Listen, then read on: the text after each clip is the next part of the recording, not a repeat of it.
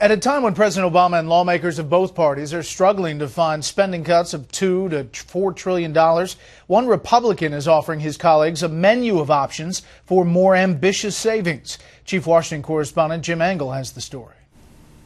Republican Senator Tom Coburn is unveiling a plan to reduce deficit spending by $9 trillion, shrink government by some 20%, and balance the budget all within 10 years. It's specific, it's detailed, it makes hard choices, and it's rough, but it's necessary. Coburn questioned all the agonizing over the search for much smaller savings of only $2 trillion. $2 trillion doesn't even pay our interest over the next 10 years.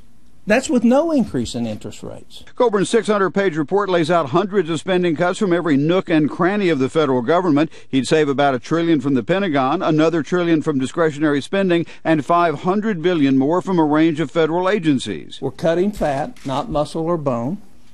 We can easily take several inches from our waistline. Coburn also wades into the tax code, eliminating deductions worth almost $1 trillion, which brought criticism from Grover Norquist of the conservative group Americans for Tax Reform, criticism Coburn anticipated. People who call this a tax increase are defending earmarks for ethanol, tax earmarks for movie producers, stimulus tax breaks for ethanol for Eskimo whaling captains, and deductions for vacation homes. He'd eliminate the deduction for vacation homes and phase out deductions for mortgage interest on homes costing more than $500,000. He also takes aim at tax breaks for all sorts of projects, everything from auto racetracks to hockey arenas to movie theaters.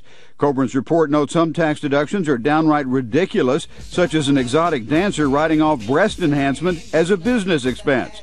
He'd reduce or eliminate many tax deductions, but not raise tax rates. The ratio of spending cuts to revenue increases is 7.5 to 1. The senator has no expectation his plan will be adopted as is, but does say it offers a menu of well-researched places to cut. I hope people pick out things of this. The fact is it's a treasure trove of how to solve our country's problems. Whether the president or other lawmakers see it that way is another question, but Coburn's offering more spending cuts than anyone else proposed and some revenues on which Democrats have insisted. Whether it could break the logjam isn't clear, but he's offered them a broader range of choices than they had before them. Brett? More on this with the panel. Jim, thank you.